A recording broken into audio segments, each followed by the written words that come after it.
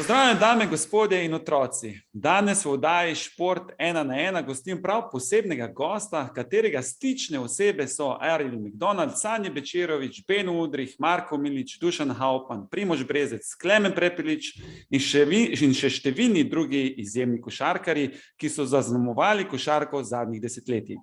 25 domačih in mednarodnih lovorik, preko 60 vzgojenih evroligaških igralcev in 11 NBA-evcev, pa številni trenerji, ki so pilili svoje znanje pod njegovim budnim očesom. Izjemno počaščen sem, da danes lahko pred mikrofon povabim enega najuspešnejših slovenskih in evropskih trenerjev. Zmago Sagadin, dobrodošel. Kako ste? Dobar dan, lep pozdrav. Živim penzionersko, se pravi, pokojnici smo posebna kasta. Vem, da šport še vedno spremljam, spomini so tu. Moje bivše redko srečujem, ampak nekateri, ki živijo na mojem področju, jih vidim večkrat, drugače pa živim umirjeno družinsko življenje.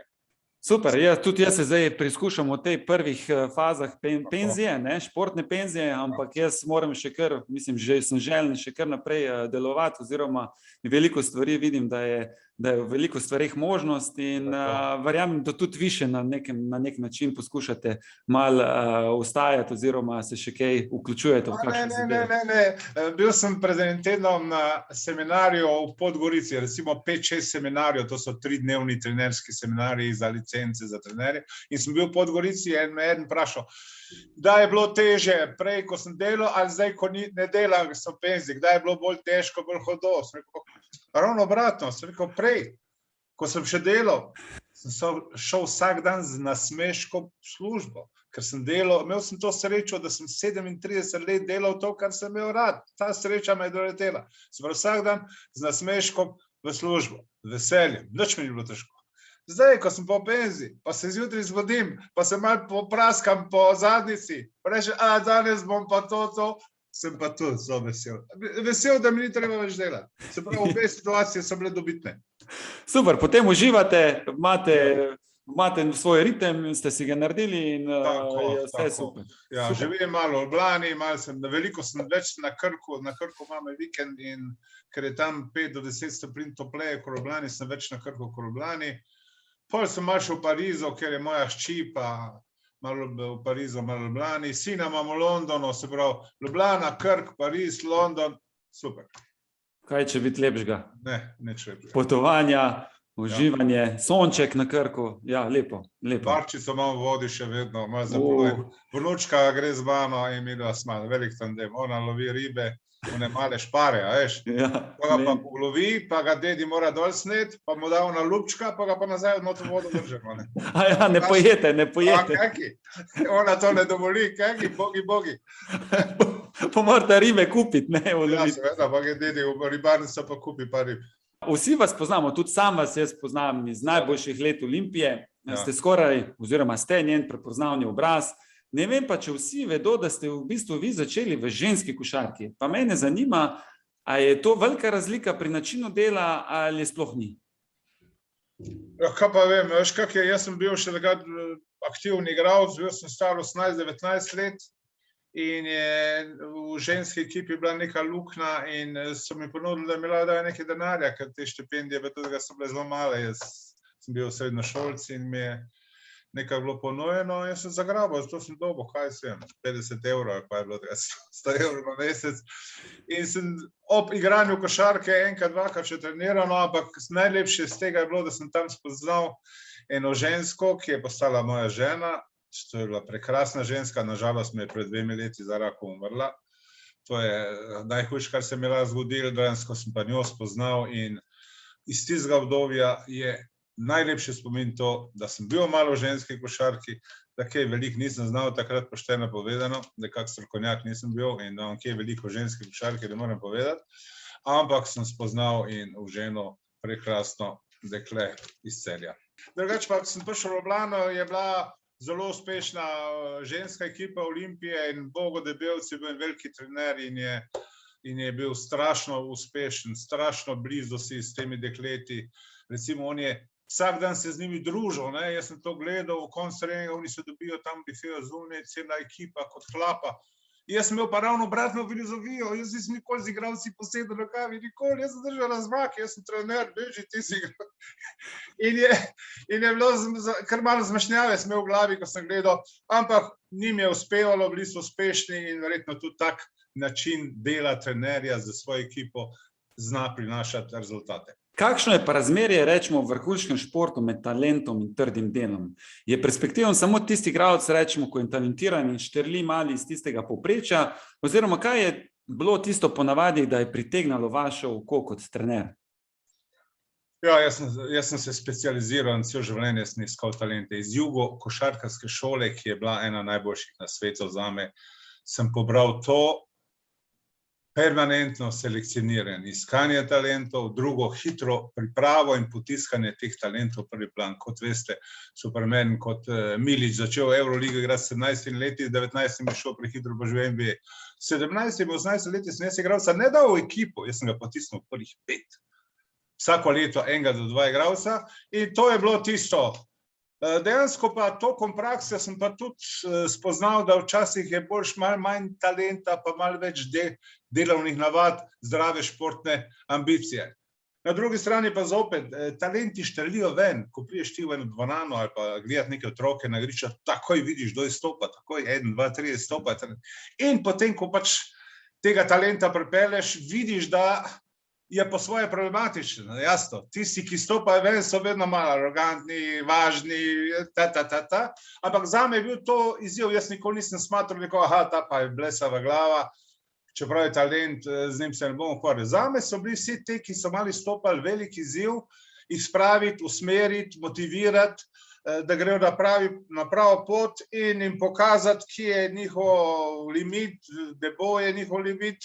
In ko ga enkrat usmeriš, spoznaš, se ukvarja z njim, potem zagrabijo kot kužki kost in postanejo vrhunski. Te talenti, ki izstopajo, postanejo vrhunski, ker so pravilno vodeni, vzgajani, trenirani. Kako ste pa to, rečemo, te talente, rečemo, v redu, ja, tako kot ste sami rekli, takoj, jaz tudi sam vidim, ko stopim v dvorano, pa gledam mulce, takoj vidim, kdo je koordiniran bolj, kdo je manj koordiniran, ampak vidim tudi, da tisti, naprimer, ko so talentirani, dosti manj delajo kot tisti, ki so manj talentirani, rečemo, da niso talentirani, ampak so manj talentirani. In jaz, naprimer, dosti rajš vidim enega, ko res grize, ko se bori, ko si želi, ki je res željen, ker pač ta neko energijo in tudi ekipa potem to zna bolj ceniti. Tudi pri mulcih že, rečemo. Kako ste pa vi, rečemo, motivirali ta talentiran kader, ki se mu ni dalo, rečemo, toliko delati na začetku kot pa ostalim? Ja, enostavno sem jih vodil. Jaz sem imel tako imenovano, igralci so govorili šok soba, to je bila moja pisarna. In dejansko toliko so bili, recimo na zadnje, Prepelič, eden zadnjih mojih proizvodov, spred par let. Jasno, on je bil skoraj vsak dan, on je v mladinskih kategorijah imel precej bubic v glavi in dosti problemov je bilo. In jaz sem se z njim ukvarjal po treningu, vse, kar je bilo narobe, kar mi ni bilo všeč, je prišel po treningu v meni pisarni in se analiziral, včasih milo, silo, kritika poštena, direktna, iz oči v oči, vse veš, ne kritizira se posamično, direktno, ne pred vsemi. Hvali se pred vsemi in to sem jaz delal. Sandvič metoda, malo sem ga pohvalil, fej sem ga kritiziral, pa na koncu spet malo pohvalil, pa stimuliral in delal in mic po mic. Vse te fante se da usmeriti in potem pravim, ko je zagrabil ta Prepelič, ki je bil prej kao problematičen, jasno je začel trenirati kokoj. Vse tisto, kar je prej bilo sporno, ne da se mu noče dodatno delati, kar naenkrat je bilo težko dobiti izbrane. In vsi ti moji igravci, ki so postali vrhunski, evropski ali pa NBA igravci, samo ena karakteristika jim je bila skupna. Potem, ko so šli to obdelovano obdobje z Zmagom Saradlinom skozi, jih je bilo težko dobiti ven iz dvorane. A pa spremljate tudi danes že slovensko košarko, klube, reprezentanco, rečemo olimpijske igre, zdaj, ko so nastopali Luko Dončića, Gorana Dragića v NBA-u, spremljate? Spremljam, za reprezentanco je bilo pravi užitek gledati. Poleg tega, recimo NBA pošteno ne gledam toliko, ker ta košarka, ki jo danes igra NBA, ni košarka Zmaga Saradina. To gore dol, 120-140 košov po ekipi, to jaz ne gledam rad, tako da NBA slabo spremljam, Evropsko ligo spremljam v nulo, na Dončićev sem tudi jaz navdušen in na tem prostoru bivše Juge, da tako rečem, se vsake 20-30 let rodi en izjemen posameznik, kot je bil prej, Dražen Petrović, pa 20 let pred njim, Ćosić, pa še 20 let nazaj, Daneo Korač, vsake toliko časa, kak izjemen posameznik in užitek jih je gledati. Kaj pa glede trenerjev, če lahko zdaj smo bila na igralcih, pa glede trenerjev, vas je kdo od trenerjev v Sloveniji ali pa izven Slovenije prepričal z svojim načinom dela? Recimo, moj učenec je bil vsekakor najboljši Sašo Filipovski, ki nažalost v tem trenutku ne dela, nazadnje je bil Partizanov prejšnjo zimo. On je izjemen trener in on je po mojem eden najboljših trenerjev v Evropi, ki pa enostavno, ker pač v teh agentskih krogih nima prave reputacije, ker agent je odločen vsem, tudi kam bo kdo šel. Glava me boli, ko pomislim, da ga ne znajo pravilno usmeriti, da mu ne dajo prave prilike. On je eden najboljših evropskih trenerjev. Potem je recimo Nenad Spahja, ravno je bil predčasno v Ljubljani, ki danes bolj v NBA figurira, ki sem ga jaz iz Hrvaške potem v Slovenijo kot začetnika in je fant naredil briljantno kariero v Evropi in Ameriki, vedno je trdil, da je zelo važno izven terena, ne samo na terenu. To področje izven terena je on razdelil v nulo in mu je uspelo in vsake čas kapa dol, se pravi, dosti tudi te elefante, ki so danes na čelu Olimpije, Sani, športni direktor, Rodiširović in Golemac, trener, to so krasni fanti, jaz imam rad, jaz sicer težko jim gre, kajti nima, se veš, to ni avtomatizma, če je bil dober igralec, da bo dober trener in se pravi, treba en obdobje učenja, prilagajanja, nabiranja izkušenj, ampak mislim, da sta oba dva na pravi poti, da postaneta vrhunska. Dobro sva se razgovorila, zdaj pa dajva začeti s prvo rubriko, katero nosi ime Generalno v 60 sekundah. Jaz vam bom postavil nizu vprašanj, ali vi se morate pa brez pretiranega razmišljanja odločiti za en odgovor. A velja? Mene vam.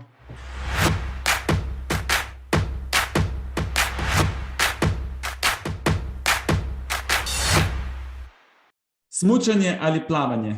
Plavanje. Mladost ali izkušnje? Mladost, še enkrat bi bil mlad. Protinapad ali obramba? Obramba zmaguje. Levi srčni boj ali slogovna perfekcija?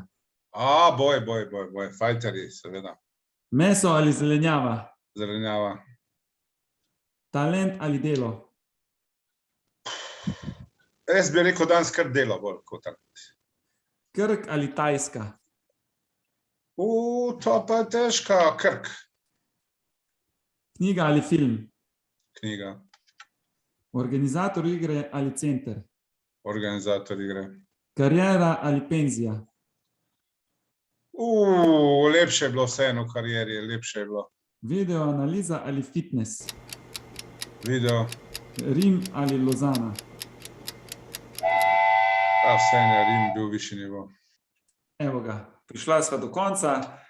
Evo ga, začela sva na snegu in vodi. Sprva ste trenirali smučanje in plavanje, to drži? Ja. Kot vsi otroci. Smučal, polet plaval, ampak danes imam raje topleje kot hladneje, se pravi, nekoč sem imel pred 20 leti veliko definitivno smučanje. Pol sem pa jaz ukinil smučanje, sem prišel v Ljubljano, rad resen profesionalni trener v Olimpiji in se je tako eden od resnih igralcev poškodoval na krvavcu tik pred začetkom sezone in jaz sem prišel in sem ukinil in pravilo postavil, ni dovoljeno smučanje tokom cele sezone. In s tem je tudi zmagal vsakega in sebe potisnil drek, ker sem enostavno smučke vrgel v klet in nisem več pogledal. Ne morem njim braniti, da smučajo, jaz pa smučati, in neham smučati po svoji neki odločitvi. Evo ga, kaj pa, tlele, zakaj pa videoanaliza, oziroma ste med videoanalizo in fitnessom, zakaj je videoanaliza pri vas tako pomembna? Ja, za mene je glava, caruje, razumeš, glava, in jaz sem ljudem pokazal, razumeš, ko mu ti rečeš, nisi to, je manj efikasno, kot mu ti pokažeš. Poglej, tole si naredil tole, pravilno, boljše bi bilo pa, da si naredil tole in tole. In ko to on vidi, razume, je veliko lažje. Se pravi, zame je vedno bila glava pred mišicami. No, jaz kot učitelj sem imel še eno posebnost, ki igralcem je težko padla. Recimo, jaz nikoli nisem želel, da igralci pridejo z ulico, v garderobo oblečejo copate in grejo v dvorano. Nikoli. Najprej gremo v učilnico, mogoče samo 50 minut. Pa eno stvar pokažem, gledajte, tole moramo popraviti, tole smo danes na tem treningu koncentrirali, pokažem en kratek videoklip, ali v kolektivno, ali individualnem smislu, in glave usmerim od domačih, družinskih, punca se je skregala, otrok mu je zbolel, usmerim glave v šport, v stvari, ki jih modela. In šele iz tega sestanka, iz tega kratkega videa, gremo v dvorano, so glave že usmerjene, ljudje pripravljeni na trdo delo. Vaša otroška želja pa ni bila povezana s košarko. Menda ste se želeli postati pilot. Moj sosed v Celju je bil navdušen amaterski pilot in je me stalno govoril, da ne bi šel ali se naučiti v tečaj, ali za jadralno, ali za padala, ali karkoli že. Ampak doma sem imel mamo, ki je bila šef gestapa, policije in je rekel, ni govora to, ti boš igral odbojko, rekla, ali pa košarko. Moja mama je bila šport za dobro, je bila dobro odlična odbojkašica. Foter se ni kaj veliko zmenil za šport, mama pa bila ne, igrišče, dvorišče. Si bil na treningu? Nis bil, ni bilo že parca. V glavnem, mama je bila tista, ki je enostavno me usmerila in še danes ni hvaležen, čeprav je že dolgo leta pokojna, šport, in ta šport mi je prinesel vse, od ljubezni do sreče, do zadovoljstva, do uspeha, do denarja, vse sem doživel. Potoval sem pol sveta in sem presrečen še enkrat bi šel po isti poti. Zdaj pa, včasih je bila igra, rečemo košarka, čista romantika. Danes pa številke, odstotki, mislim, video analize so bile že prej, ampak so zdaj še bolj izpopolnjene, popolnoma neke umetne inteligence uporabljajo zdaj za vse skupaj. Kako vidite vi na to? To je iskreno, to je zašlo, to je zavora že, zavrjalni moment v vrhunskem športu, v košarki isto. Kajti za tem stojijo, za igralci stojijo agenti. Agenti prodajajo, usmerjajo, suflirajo igralce kam, koliko, pod kakimi pogoji. In jasno, ti agenti, ki običajno sploh niso ljudje iz vrhunskega športa, to so ljudje iz biznisa ali kaj se jim taki, iščejo zaslužek na tak način, poznajo samo eno stvar, to je statistika. To je individualni učinek igralca. In oni delajo direktno proti temu, kar dela trener, dela zmago vsakega dne, ki skuša individualne karakteristike igralca podrediti timskemu cilju, delu, rezultatu. Se pravi, oni delajo usmerjajo igralca v individualne dosežke, jaz ga pa usmerjam, da pozabi na tvoj individualni učinek, važno je, da vse tvoje individualne kvalitete podrediš ekipi. In ta statistika danes lomi igralce, sebični so, gledajo, točno vejo, gledajo na semafor, koliko pik je že dal in tak naprej. Evo ga, zdaj pa skočiva malce v preteklost, pa pokukajva v prihodnost. Čas je za video uvid.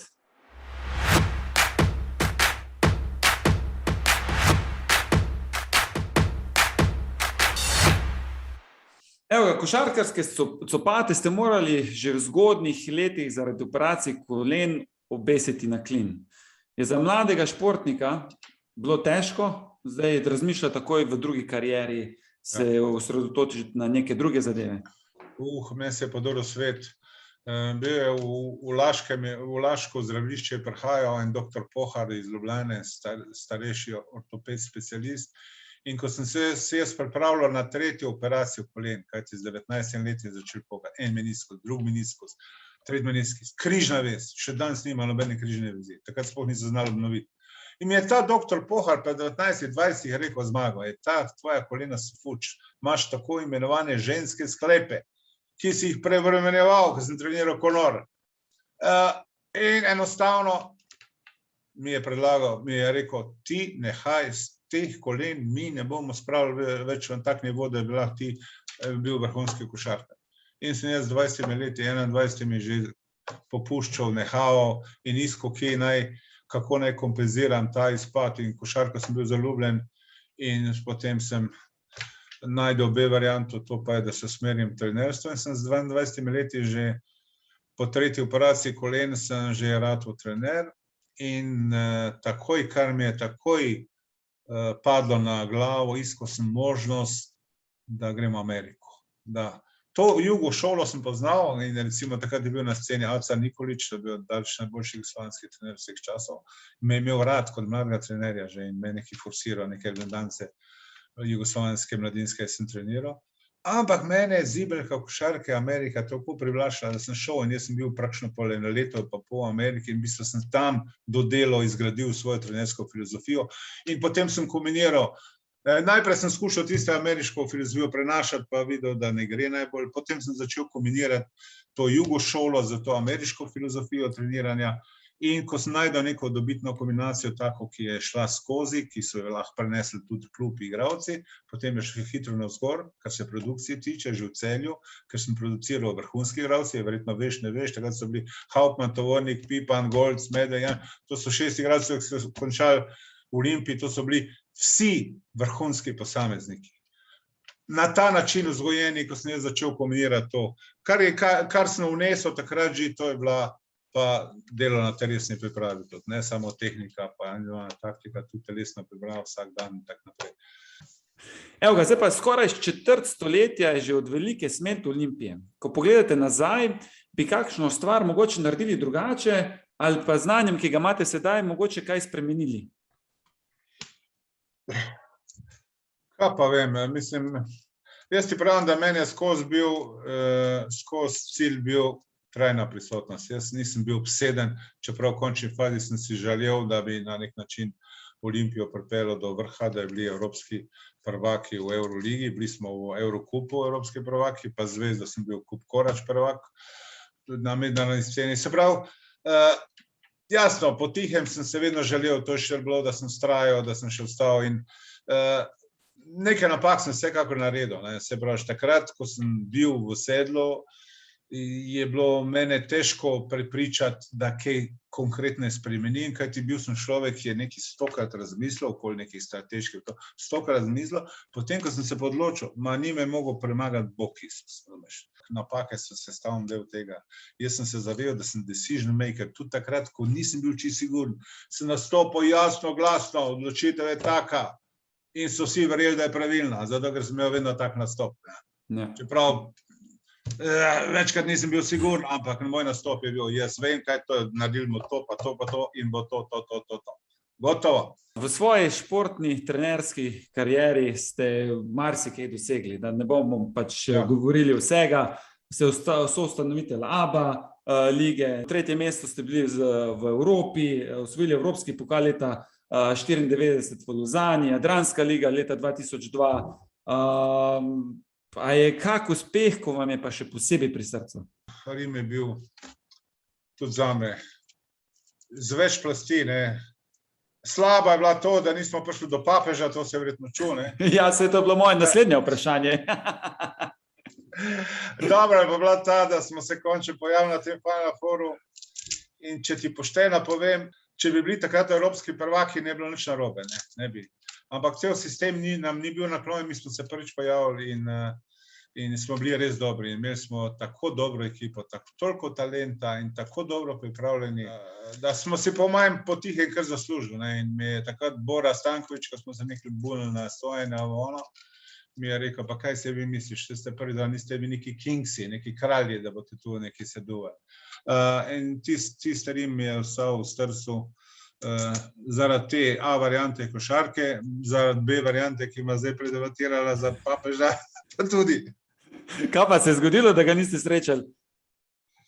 To je bilo prva s tem novim papežem, Janezom Pavlom, je bilo prvo slovensko srečanje in je bilo prvi, kak smo bili v Rimu in je bilo takole. Ta rimski, vatikanski protokol je slab in ta papeški nunci, neki Ferleš, nam rekel, veš kaj, vi morate biti 9, tam 10 bo audienca pri papežu in cela ekipa. Ob 1:15 je zmagal vsak dan potegnil ekipo, ker je v hotelu bilo kosilo, do hotela je pol ure, do 2 samo, ob 4 smo imeli pa trening. In je prišel tisti papeški nunc in je rekel, kaj ti bo šel? Sem rekel, ja, gremo, mi smo prišli košarko igrati, za kosilo imam trening, edini trening pred Final Fourom, jaz ga ne bom spustil, ni govora. Se pravi, od 9 do 1:15 si lahko zamisliš. Pa vrhunska košarkarska ekipa kot Lole, ki smo stali tam zunaj, še danes bi naredil isto. In takrat je bilo tu kviz v Sloveniji, a je Sagadin naredil prav, ni naredil prav, ga je potegnil sprejema. Jasno, onih 5-6 politikov je vstal tam in papež gleda, kaj so sami majhni košarkaši. Sami te mali. To je druga veteranska liga bila. To je dogodek neponovljiv. Ja, Ja, pa tudi meni po svoje bilo žal, da jasno sem že bil v Rimu, pa ne videti papeža, to ti vsak reče. pač ste mogli iti, vse je normalno, vse ste mogli trenirati. Ne? Evo ga, zdaj pa od prihodnosti in preteklosti pa k mitom in legendom, kjer boste potrdili in ovrgli prepričanja o košarki.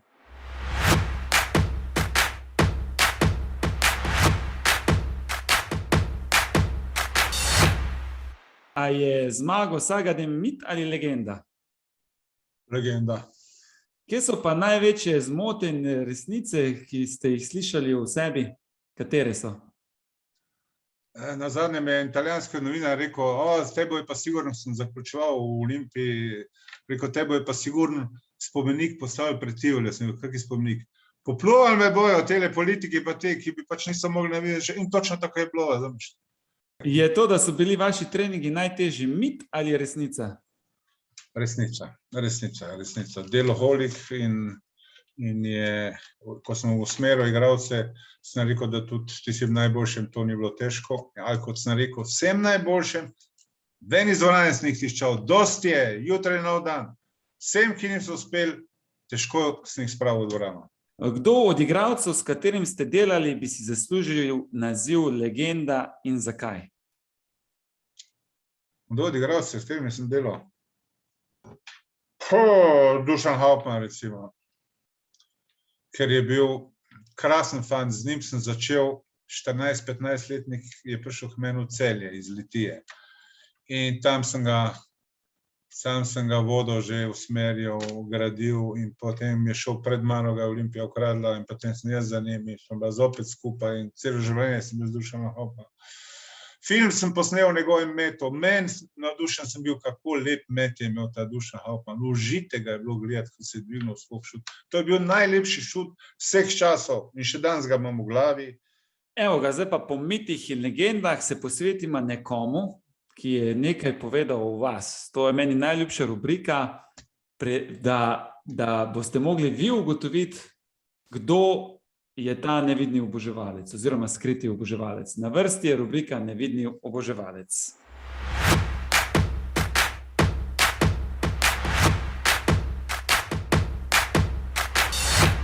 Zdaj pa gre za eno osebo iz vašega življenja in vam dam prvi namig.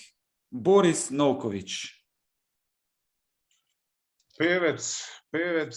Kdo bi... Boris Ne, ni. Lahko vam pa video zašpilam, oziroma zvok, pa boste probali ugotoviti. Zmago imel svoje špijune posod, in v Ljubljani in po celi Sloveniji. In meni se je zgodila ena zgodba, da me je po enem nedeljskem treningu, po koncu treninga me je poklical na stran in mi je rekel, direktor, ponočuješ? In jaz sem se naredil malo norca, malo kakor, da nisem vedel, zakaj se gre. Rekel, pa ne mi lagati, če vem, da si bil v Titaniku do 6 zjutraj, a ti povem še, kdo je igral? Boris Novković. Bravo, Breza, vse si zapolnil. Primož Brezec. Bravo, Breza je moj, zdaj je prijatelj, včasih je bil moj igralec, rad sem ga imel že hkrati. Veš kaj, da sem treniral tudi njegovega očeta. Treniral Ata Breza in sina Breza. Sem treniral Ato Udriha v Celju, sem treniral Bena Udriha v Olimpiji. No, v glavnem, to so resnične zadeve. Jaz enostavno nisem, jaz sem igralce učil te samodiscipline. Se veš, edina trajna oblika discipline je samodisciplina. In moja ideja je bila ljudi naučiti te samodiscipline. Naučiti jih, prepričati jih, pojasniti jim, da je treba 8-9 ur počivati, zato ker mi treniramo kot konji 5-6 ur na dan, da je pokosilo dobro, da malo odmoriš in da po noč odspiš, teh 7-8 ur, če ne 9. In to je, sem skupaj zdržal to in dejansko sem imel špijune. Evo ga, zdaj pa poslušava še Primoža, kaj je pa še drugo anekdoto povedal. Zgodba je taka, da jaz sem prišel iz Sežane v Ljubljano 100 kili, bil sem suhno, nisem imel nekih mišic pa neke mišične mase.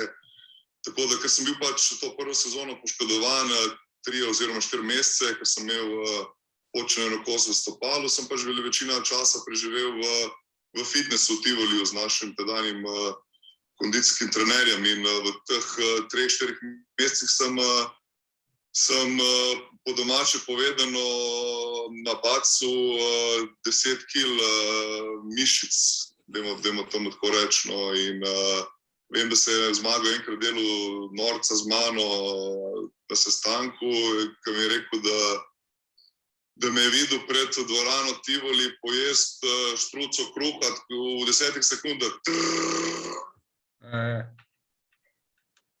Ja. Se spomnite tega? Ja, se spomnim, sem rekel, ko Pero Detlič, ja, on in na Domžalah sem imel enega fanta, tudi sem videl, tudi se peljem proti treningu, tja pa vidim, da gre ven iz pekarne in je tudi štruco kruha, kar na pol pretrgal, pa že jaz stajam avto, gledam, on me ne vidi, gre po pločniku, baše tisto štruco kruha je pojedel in sem isto ko Brezi takrat rekel, ko Pero Detlič. Evo ga, zdaj pa od Primoža Bresa in anekdot iz sveta košarke pa k rubriki Vidometer.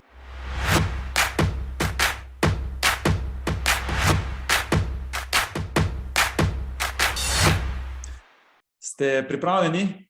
Sem.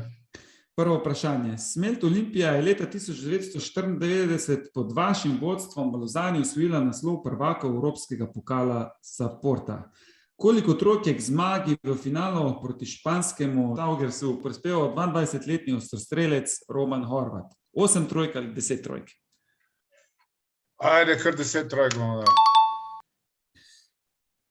Fundacijo katerega slovenskega košarkarja podpira zavarovanca Generali? Fundacijo Gorana Dragića ali fundacijo Boštjana Nahbarja? Mislim, da je Nahbar.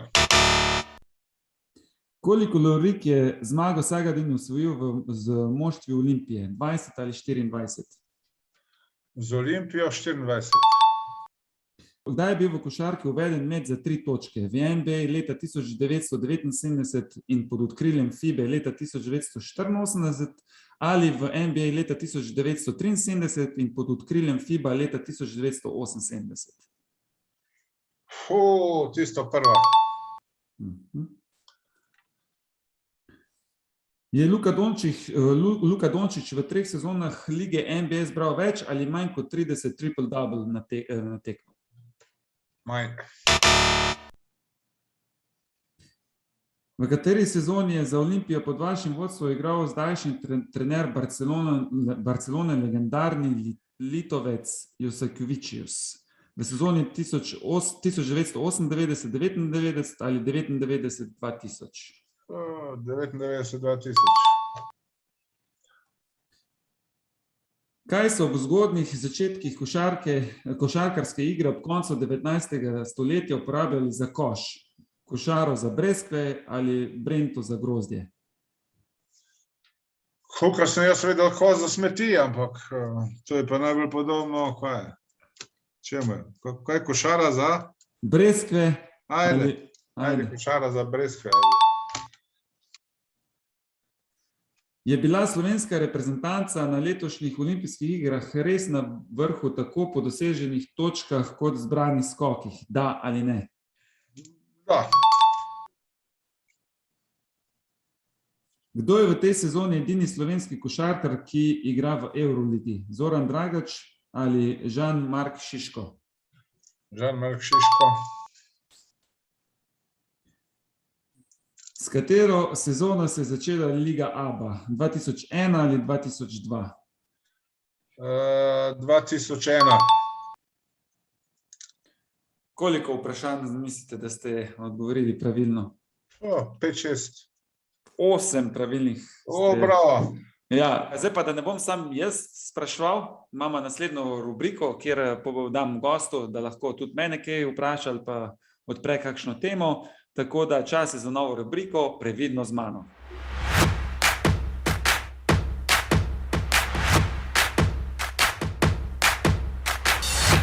Ali drži trditev, da nosiš brado zato, da tvoja žena ve, ki imaš glavo, ki imaš rit? Ja, ne. Rekel sem, da moramo jaz moram v bistvu vsej nekaj imeti na glavi, ker če ne bi bilo vse preveč gladko. In pol, tako noben ne bi vedel, kje je rit, pa kje je glava. Tako. A so tebi ta obstoječa pravila rokometa všeč, a misliš, da je to dobro, ali da bi že zamujali, da bi kaj spremenili? Jaz gledam na to, da je treba vedno nekaj spreminjati, ker je potrebno pač zdaj še posebej te nove generacije, pač ljudje je treba vedno drugače zadovoljevati, tudi spektakli morajo biti večji, boljši in tudi nekatera pravila, mislim, da bi se mogla malo prilagoditi in še posebej mogli bi pač mogoče napad omejiti, rečemo na 30-35. Sodniki imajo zaenkrat veliko dela in je zelo težko tudi njim, nenamerno delajo napake, samo ljudje niso roboti in bi mogoče jim bilo treba pomagati z nekaterimi takšnimi spremembami. In potem tokom časa bi se pokazalo, se bi se tako hitro videlo, ali je to bolje ali je to slabše. Evo ga, zdaj smo pa prišla do konca. Zmago, jaz bi se vam res rad zahvalil in sem počaščen, da sem lahko vas danes gostil in dodal vaše ime tudi v tale podcast. Želim vam vse dobro, predvsem veliko zdravja, veliko lepih trenutkov z vnukinjo in čim več nalovljenih rib. Hvala, srečno tudi tebi. Hvala. Jaz tudi upam, da se kdaj srečamo, ker mislim, da bi se danes lahko pogovarjali še kakšne 3-4 urce in res upam, da nama to uspe in da kako rečemo. Hvala tudi tebi. Hvala, lepo zdravo, živijo, adijo.